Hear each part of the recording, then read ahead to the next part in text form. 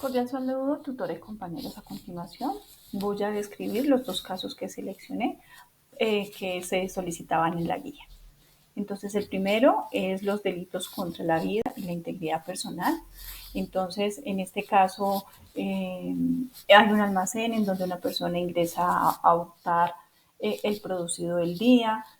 Una vez lo logra realizar su cometido, sale corriendo, el administrador sale detrás, se encuentra con una persona con las mismas características fisiológicas y de vestimenta, entonces lo señala como el autor de ese robo, convoca a los vecinos y los vecinos lo capturan, él lo retiene en su almacén, en la puerta de su almacén, empieza a propinarle golpes, pues él en estado de ira por el robo que ha cometido, de que no encontraba el dinero que había acabado de hurtar en sus pertenencias, entonces empieza a golpearlo, adicionalmente tiene un arma y empieza a intimidarlo para que no se vaya a dar a la fuga mientras llega la policía.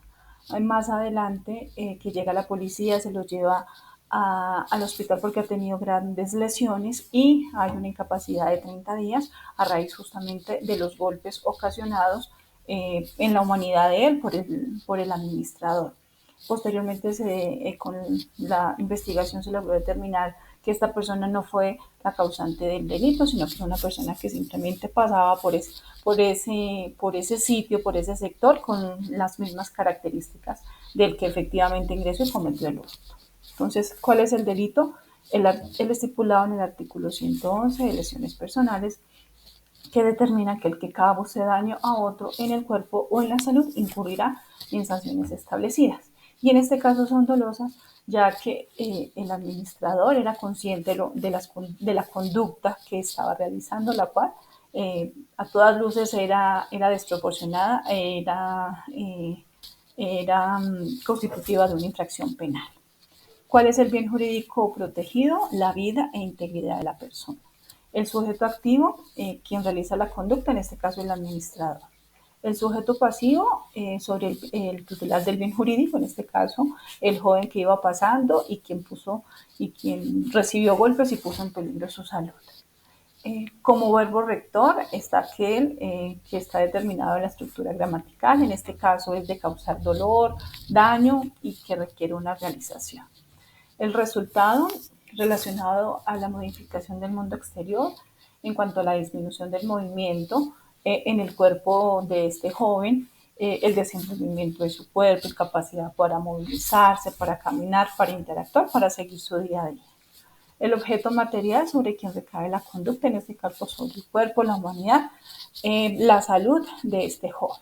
Los elementos descriptivos son aquellos percibidos por los sentidos, para este caso pues es visible los golpes que le ocasionaron en la humanidad, la misma retención y la amenaza con el arma que hizo que el muchacho pues sintiera demasiado miedo de que de pronto pudiese realizar algún disparo o ocasionarle hasta la muerte. Los elementos normativos, que son aquellos que requieren una valoración jurídica. Para el presente caso, se tiene que determinar el tipo de lesión que sufrió la humanidad de Pedro. En este caso, si estas son temporales, transitorias o definitivas. Adicionalmente, si va a dejar algún tipo de secuela y si esas secuelas pueden afectar su proyecto de vida más adelante. Por ello, se necesita una valoración especial del tipo de lesión específica causada en el cuerpo y en la salud de Pedro. Como nexo causal, es la unión entre la conducta típica y el resultado. Entonces, en este caso, los golpes que se desplegó o que realizó el administrador en la humanidad de Pedro fueron los determinantes para el tipo de lesiones sufridas en su cuerpo, en sus brazos, bien sea por fracturas, contusiones, hematomas y demás. Además, cuando el administrador pues lo estaba golpeando, él tenía pleno conocimiento y certeza de lo que él estaba haciendo y pues su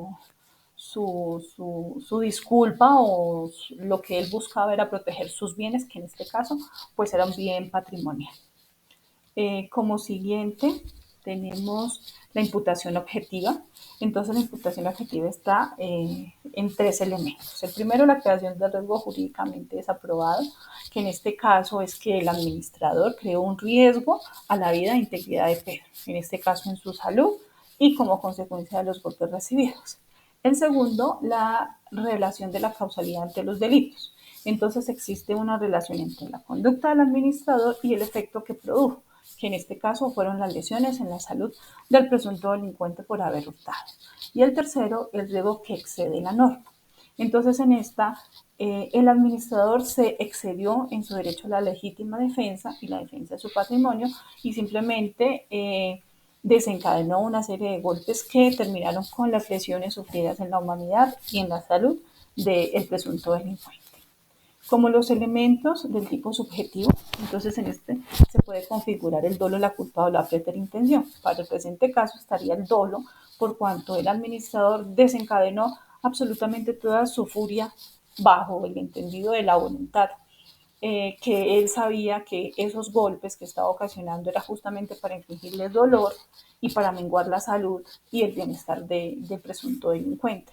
Adicionalmente, pues él tenía conocimiento y voluntad que la generación de esas heridas al presunto delincuente iban a causarle dolor. Como concurso de conductas, en cuanto a la agravación, pues el Código Penal no especifica una agravación, sin embargo, en el artículo 122 sí establece unas, que teniendo en cuenta las lesiones personales sufridas en caso de generar una incapacidad para trabajar o enfermedad, una deformidad o una perturbación funcional psíquica o anatómica. En cuanto a la atenuación, el Código Penal no registra atenuación para las lesiones personales. Y en cuanto al concurso de conductas, estas están, pues teniendo en cuenta los hechos, se puede extractar la fabricación, tráfico y porte de armas de fuego, que está determinada en el artículo 365 del Código Penal, ya que en este caso el administrador utilizó el arma de fuego para amedrentar, para asustar al presunto delincuente para evitar que huyera. Entonces, finalmente, el delito cometido es el de lesiones personales por el administrador en concurso heterogéneo con fabricación, tráfico y porte de armas de fuego. Como siguiente caso está los delitos contra la libertad individual. Entonces mi caso es que en un almacén ingresan dos personas ya al cierre del almacén a fin de hurtar algunas pertenencias. Entonces ingresan, amedrentan al administrador y a una cajera, los agreden, sacan armas de fuego y para poder realizar su cometido, que es el hurto. Entonces los llevan atrás a una bodega, los amarran, los amordazan, constantemente los están requiriendo para que den información sobre la caja de seguridad, sobre la información de la clave, los golpean y los retienen por un tiempo mientras logran su cometido, que es hurtar el dinero de la caja fuerte, los elementos de valor de los mismos empleados y productos del mismo almacén. Sin embargo, antes de que ellos puedan irse, son capturados por la policía, ya que las cámaras de seguridad detectaron todos los movimientos que se hacían al interior del almacén. Entonces, ¿cuál es el delito? El que está estipulado en el artículo 168, que es el de secuestro simple. En este caso, nos dice que el que con propósitos distintos a los previstos en el siguiente artículo, que es el de secuestro extorsivo, arrebate, sustraiga, retenga u oculte a una persona, incurrirá en prisión y multa. ¿Cuál es el bien protegido? El de la libertad individual. El sujeto activo, quien realiza la conducta, en este caso estos dos delincuentes que ingresaron. El sujeto pasivo del bien jurídico es los empleados, que sería el administrador y la cajera. El verbo rector es el que está en la estructura gramatical y en este caso está determinado por arrebatar, sustraer, retener o ocultar a una persona. Como resultado, que es la modificación del mundo exterior, en este caso es esa pérdida de movimiento, de libertad física, de circulación, de locomoción, de expresión y de la misma autodeterminación del sujeto, en este caso de los dos empleados, de poder salirse del almacén o moverse o desplazarse para algún lado. ¿Cuál es el resultado relacionado a la modificación del mundo exterior, como lo había comentado? Ahora, en cuanto al objeto material, es sobre quien recae la conducta del sujeto activo. En este caso, sobre el individuo, los dos individuos del almacén, los empleados que fueron, pues, el administrador y la cajera, los cuales fueron retenidos en contra de su voluntad. Como elementos descriptivos son aquellos percibidos por los sentidos. En este caso se pudo constatar la comisión de los delitos de manera violenta por las lesiones que las causaron, los golpes, los empujones, adicionalmente al hurto y los productos del almacén, de los productos del almacén que se pudieron identificar sin necesidad de alguna valoración. También en cuanto a la retención de los empleados, porque fueron constatados por las mismas cámaras de seguridad que efectivamente estuvieron por un tiempo inmovilizados y quietos. Como elementos normativos, pues en este caso se podría analizar el sentido de si era un secuestro simple o un secuestro extorsivo, pero para el presente caso no se necesitaba o no estaban requiriendo dinero a fin de ponerlos a ellos en libertad, simplemente era como una de las zonas para poder hurtar. En cuanto al nexo causal, que es la unión entre la conducta y el resultado, en este caso las acciones cometidas por los delincuentes en la retención involuntaria de esos empleados, todos los golpes recibidos, los insultos, las intimidaciones con las armas de fuego, fueron realizados por su voluntad y el conocimiento pues, de las consecuencias que iban a generar. Adicionalmente, la imputación objetiva, que como ya habíamos dicho se encarga de 3 elementos. Uno es la creación del riesgo, entonces en este caso los delincuentes crearon ese riesgo de secuestro y todas las acciones que se derivaron que fueron realizadas de manera violenta. Como siguiente, la relación en los delitos cometidos. Entonces, existe relación entre la conducta de los delincuentes y lograr su pretendido, que era poner en estado de indefensión a esos empleados a fin de poder hurtar varios productos del almacén. Y finalmente, un riesgo que excede la norma. Entonces, los delincuentes aprovecharon de la violencia ejercida para poder controlar al personal del almacén a fin de lograr su cometido, que pues igual era el hurto. Como elementos de tipo subjetivo se pueden configurar a partir del dolo, la culpa, la preterintención. En este caso también se encuadra el dolo por cuanto los delincuentes tenían pleno conocimiento de todas las actividades que iban a desarrollar y desplegar en el transcurso de su actividad delictiva. Sabía que iban a ejercer violencia, que los iban a asustar, bueno, a amedrentar con las armas de fuego, que los iban a intimidar, que los iban a golpear y que pues adicionalmente eso los iban a robar.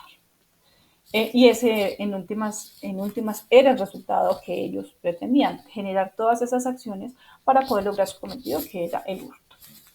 En cuanto al concurso de conductas, pues teniendo en cuenta los hechos que se narraron, hay dos delitos. El primero es la fabricación, tráfico y porte de armas de fuego, municiones, en el cual ellos utilizaron esos mecanismos para poder amedrentar a los empleados del almacén y poder que estuvieran en un estado de indefensión para poder cometer el hurto, que el fin último del que necesitaba.